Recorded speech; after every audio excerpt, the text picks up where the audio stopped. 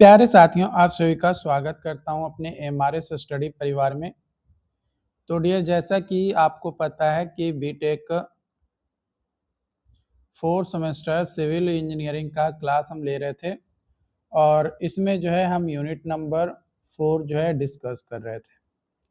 तो unit number 4 में हम चर्चा करेंगे और जो हमारा आज का पॉइंट ऑफ डिस्कशन होगा, सबसे पहला point storm water collection system.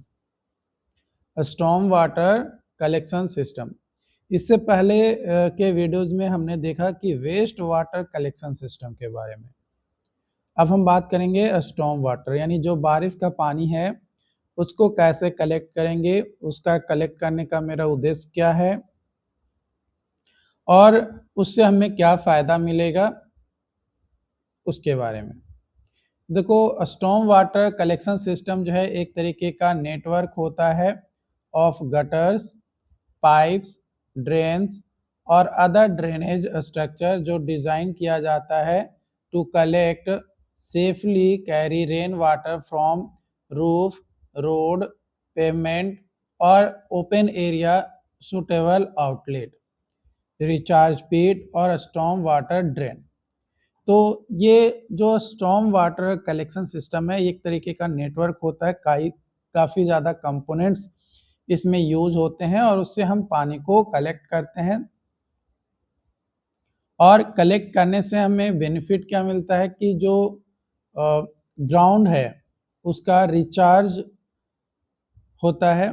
तो इसका उद्देश्य अगर हम देखें, यानी विशेषता कह सकते हैं कि देखें उद्देश्य स्टॉर्म वाटर कलेक्शन सिस्टम का, तो to collect and remove rain water efficiently, ना रेन वाटर को इफिशिएंटली कलेक्ट करना और रिमूव करना, to prevent water logging and flooding, to prevent water logging and flooding, to protect buildings and infrastructure from water damage, to promote ground water recharge through rain water harvesting. मैंने जब हम storm water को collect करते हैं तो उसके माध्यम से जो ग्राउंड वाटर है उसका भी रिचार्ज होता है। कंपोनेंट्स अगर हम देखें कंपोनेंट्स, तो सबसे पहला कंपोनेंट है roof gutters. Roof gutters collect rain water from the roof, collect rain water from the roof.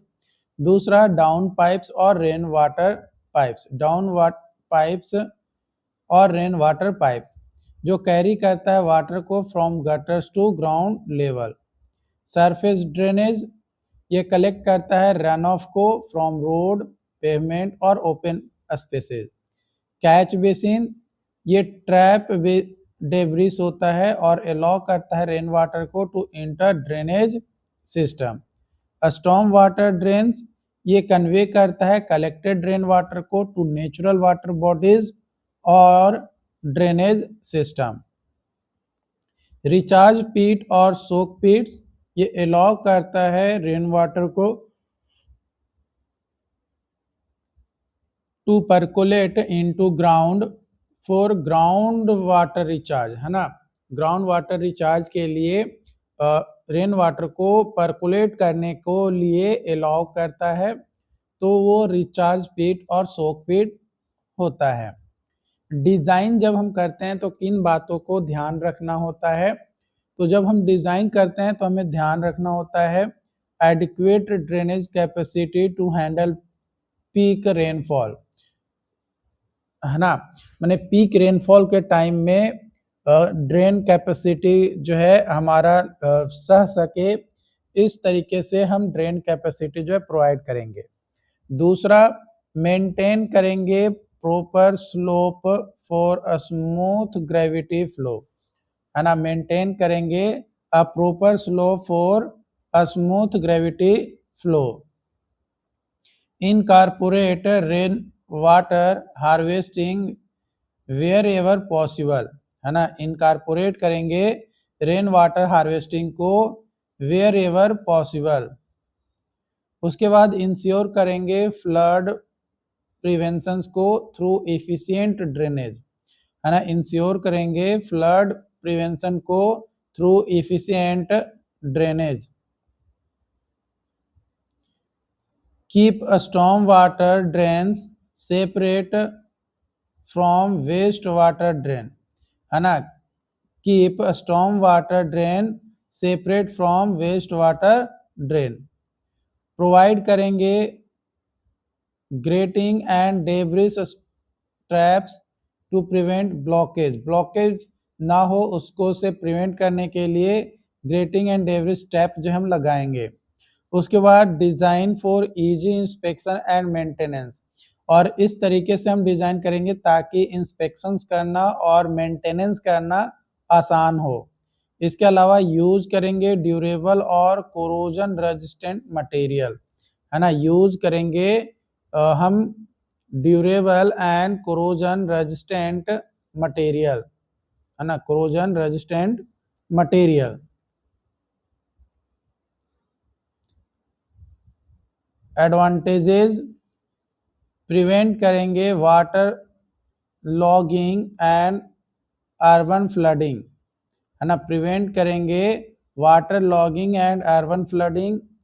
Protect करेंगे building foundations from water damage. Reduce करेंगे सॉइल इरोजन्स और प्रमोट करेंगे ग्राउंड वाटर रिचार्ज को, है ना. प्रमोट करेंगे ground water recharge को. Improve करेंगे public health by preventing stagnant water, और इंक्रीज करेंगे durability and safety of building and road, है ना. Durability and safety of building and road. Simple storm water collection system का अगर हम डायग्राम देखें तो देखो, सबसे पहले छत पे पानी जमेगा यहाँ से, तो रूफ गटर्स या और डाउन पाइप्स के माध्यम से हम जो है पानी को कलेक्ट करेंगे. रेन वाटर रन ऑफ और surface run of catch basin के माध्यम से और सरफेस ड्रेन के माध्यम से यहाँ पे हमने पानी को जो है कलेक्ट कर लिया. और जब पानी को हमने कलेक्ट कर लिया तो यहाँ से हम मैन होल के माध्यम से चेक करेंगे, है ना. इन फ्यूचर अगर हमें मेंटेनेंस वगैरह कुछ भी करना है ड्रेन वगैरह में रन ऑफ कलेक्शंस को लेकर तो वो करेंगे. और उसके बाद इस जो कलेक्टेड वाटर है इसको हम स्टॉर्म वाटर ड्रेन के माध्यम से मेन कलेक्शन एंड कन्वीनियंस के माध्यम से इसको स्टॉर्म वाटर ड्रेन को नेचुरल ड्रेन या रिवर या लेक में फाइनल डिस्पोजल कर देंगे. लेकिन कई बार हम ना डिस्पोजल ना करके हम रिचार्ज पिट या सोक पिट बनाएंगे जो कि ऑन साइट इनफिल्ट्रेशन होगा, तो वो भी हम करेंगे. मतलब या तो हम डायरेक्ट डिस्चार्ज कर देंगे नेचुरल सोर्सेज ऑफ वाटर में, और या फिर हम सोक या पिट बना देंगे. तो वो डिपेंड करेगा कि भाई हमको नेचुरल वाटर सोर्स जो है उसमें डिस्चार्ज करना है या सोक पिट में डालना है.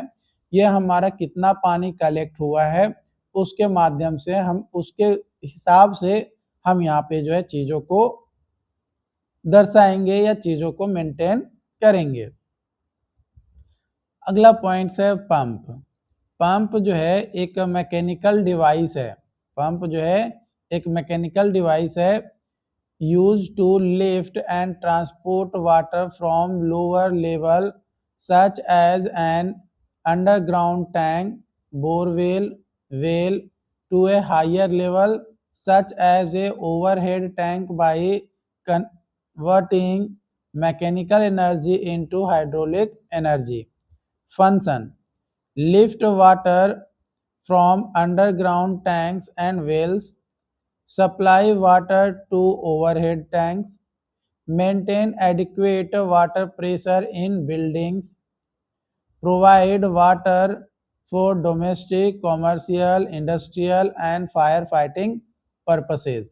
तो ये इसका यहाँ पे फंक्शन होता है. Types of pump. Types of pump. Centrifugal pump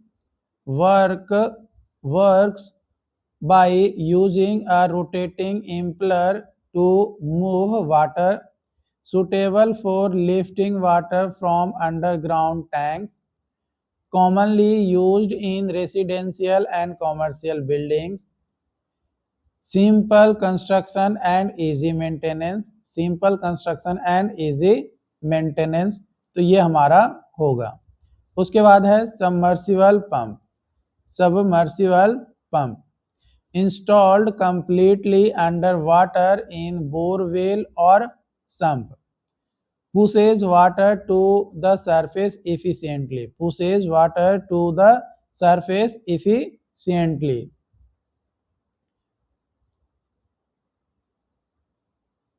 suitable for deep wells and bore wells, suitable होता है for deep wells and bore well, quiet operation and high efficiency, quiet operation and high efficiency, booster pump, booster pump ये increase करता है water pressure को in the distribution system और use किया जाता है इन high rise building and building with low water pressure, या तो बिल्डिंग जहाँ पे वाटर प्रेशर कम हो या हाई राइज बिल्डिंग हो वहाँ पे बूस्टर पंप यूज करते हैं।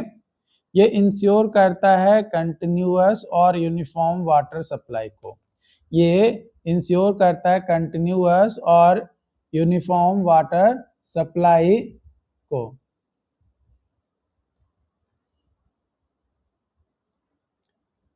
Pump house, pump house, pump house जो है ये स्मॉल बिल्डिंग या इनक्लोज जो कि हाउस होता है पंप, मोटर्स, वाल्व्स, पाइपलाइंस और इलेक्ट्रिक पैनल, कंट्रोल पैनल जो यूज किया जाता है for operating water supply system, तो वो कहलाता है घर जहाँ पे हमारा पंप, मोटर, वेल, पाइपलाइन और इलेक्ट्रिक कंट्रोल पैनल होता है, वो कहलाता है पंप हाउस। कंपोनेंट अगर देखें पंप हाउस का तो water pumps, electric Motors, suction and delivery pipes, valves and fittings, control panel, pressure gauges, electrical wiring and switches, electrical wiring and switches, requirements, requirements अगर बात करें तो easy access for operation and maintenance, proper ventilation to prevent overheating of equipment, good drainage facility to remove leaked and spilled water, electrical safety through proper earthing and circuit protection, adequate spaces for regular inspections and maintenance, protections from flooding and weather conditions, proper lighting for safe operation, proper lighting for safe operation। तो ये सारे requirements हैं जो pump house में जब हम construct करते हैं तो ये सारी चीज़ें हमें होनी चाहिए, क्योंकि अगर प्रॉपर स्पेस नहीं रहेगा इंस्पेक्शंस के लिए और मेंटेनेंस के लिए तो अगर बाय चांस कोई दिक्कत आती है तो उसका मेंटेनेंस तो नहीं कर पाएंगे अगर स्पेस नहीं रहेगा काम करने के लिए, तो इसलिए प्रॉपर स्पेस होना बहुत ज़्यादा जरूरी है। एडवांटेजेस, एडवांटेजेस ये इंश्योर करता है एक कंटिन्यूअस और रिलायबल वाटर सप्लाई को, मेंटेन करता है एडिक्वेट वाटर प्रेशर को, प्रोटेक्ट करता है pumping equipment from damage, facilitates करता है easy operation and maintenance, improve करता है efficiency and reliability of building water supply system को।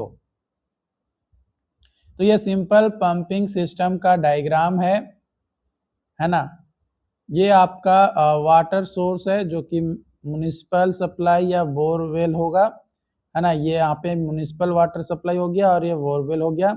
यहाँ से सप्लाई लाइन यानी मैनहोल के माध्यम से पहले वाटर को कलेक्ट किए अंडरग्राउंड वाटर टैंक में, वाटर कलेक्ट होने के बाद यहाँ से हम सैंक्शन पाइप का यूज करते हुए आगे की ओर इसको भेजें, जहाँ पे हमारा मोटर पंप यानी पंप हाउस लगा हुआ है।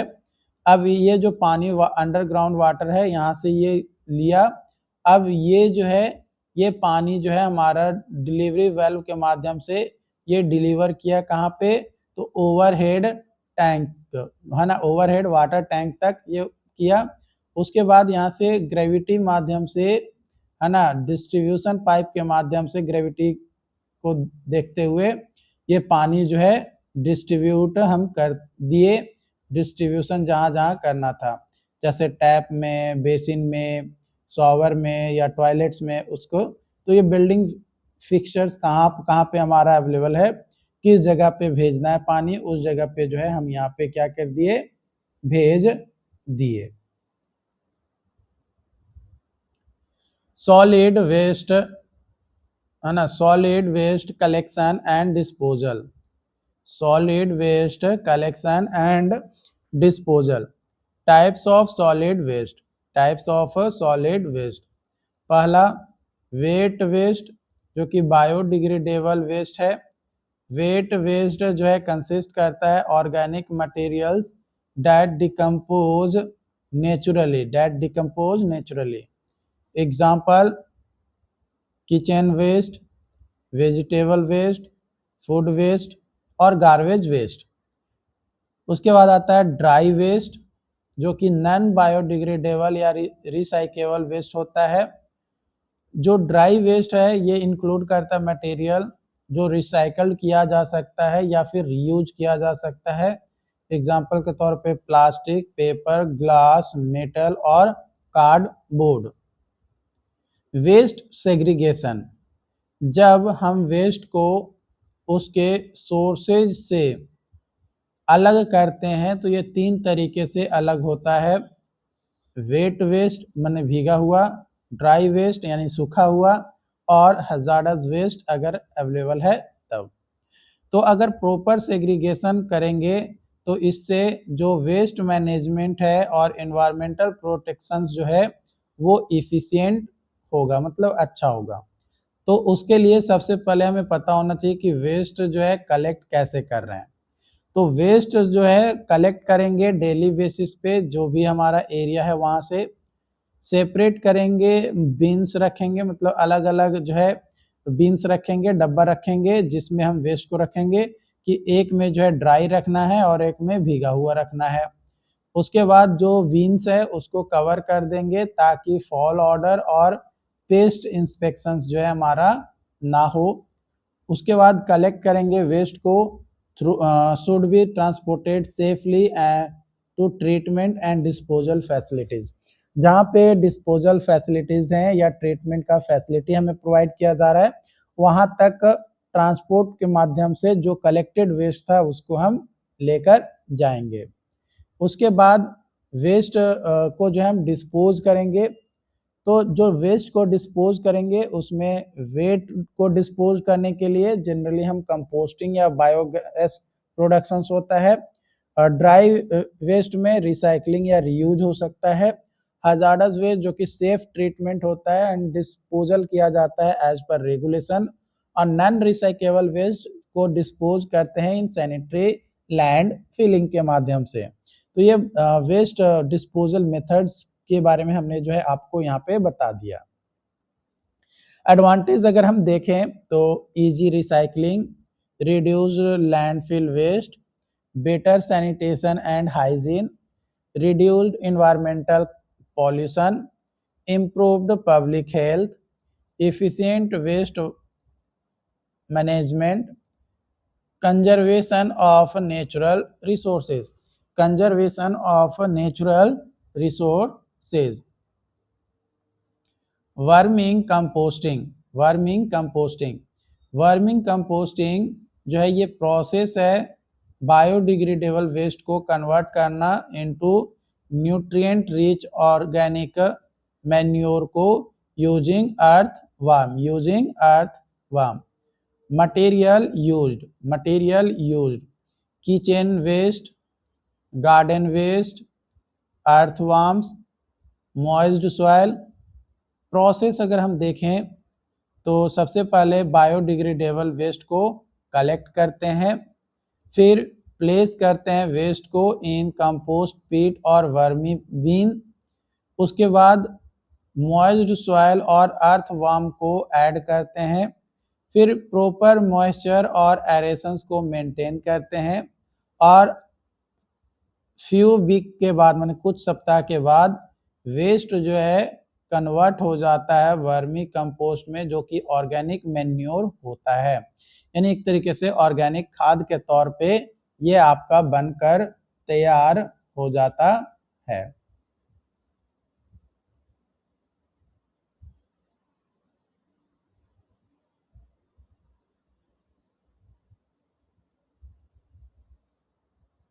एडवांटेज अगर हम देखें, एडवांटेज तो produces high quality organic fertilisers, reduces waste volume, तीसरा इन्वायरमेंट फ्रेंडली, चौथा इम्प्रूव सॉइल फर्टिलिटी, पांचवा इन्हांस करता है प्लांट ग्रोथ और रिड्यूस करता है नीड फॉर केमिकल फर्टिलाइजर्स, है ना। केमिकल फर्टिलाइजर्स का जो नीड होता है वो कम हो जाता है अगर वर्मी कंपोस्टिंग हम यूज कर रहे हैं तब। बात करेंगे प्रोविजंस ऑफ सूट्स, तो सूट जो है एक वर्टिकल सैफ्ट होता है जो प्रोवाइड किया जाता है इन मल्टी स्टोरी बिल्डिंग में for collecting and transporting solid waste, है ना। सॉलिड वेस्ट को ट्रांसपोर्ट करना और कलेक्ट करने के लिए मल्टी स्टोरी बिल्डिंग में वर्टिकल जो सैफ्ट होता है उसको बोलता है chute, from different floor to collect chamber at ground level, है ना। ग्राउंड लेवल पे जो चैम्बर होता है वहां तक कलेक्ट करने का सही तरीका होता है। तो जब सूट्स का हम बनाते हैं तो उसमें ध्यान रखना होता है fire resistant constructions, a smooth internal surface for easy cleaning, proper ventilation, collection chamber at ground level, leak proof and odor resistant design, regular maintenance and cleaning होना चाहिए। एडवांटेज अगर हम देखें सूट्स का तो कन्वेनियंट वेस्ट डिस्पोजल, इम्प्रूव करता है cleanliness and hygiene को, सेव करता है लेबर एंड टाइम का, माने कम लेबर और कम टाइम में हमारा कलेक्शन हो जाता है, प्रिवेंट करता है वेस्ट एक्यूमुलेशन ऑन फ्लोर, है ना। अलग अलग फ्लोर पे जाकर हमें वेस्ट को कलेक्ट करने की ज़रूरत नहीं है पड़ता है, मतलब उसको कम हो जाता है। मैनुअल हैंडलिंग और वेस्ट ये भी कम हो जाता है। ये ज़्यादातर सूटेबल होता है हाई राइज बिल्डिंग में जो मल्टीपल स्टोरी बिल्डिंग होता है वहाँ पे जो है ये आपका ज़्यादातर सूटेबल होता है। तो आई होप कि यहाँ पे जो भी पॉइंट्स मैंने आपको डिस्कस किया वो आपको क्लियरली जो है समझ में आया हो। अगर फिर भी किसी भी पॉइंट्स में आपको डाउट्स रहता है या कोई कंफ्यूजन रहता है तो आप हमें कमेंट करके ज़रूर बताइए ताकि आपको उन टॉपिक्स के ऊपर उन डाउट्स को क्लियर किया जा सके। जो लोग यूट्यूब पे वीडियोस को देख रहे हैं वीडियो को लाइक और चैनल को सब्सक्राइब करिए, और जो लोग ऐप पे जुड़े हुए हैं वे लोगों को मैं कहूँगा कि नोट्स को खुद का हैंड राइटिंग में ज़रूर आप अपने से लिखिए, ताकि अगर आप चीज़ों को खुद से अपने हैंड राइटिंग में लिखेंगे, अपने तरीके से लिखेंगे तो एक आइडिया लगेगा कि हाँ किस तरीके से जो है हमें पेपर लिखने हैं और किस तरीके का सवाल आ सकता है, और आपको चीज़ें याद भी रहेगा। Okay, thank you.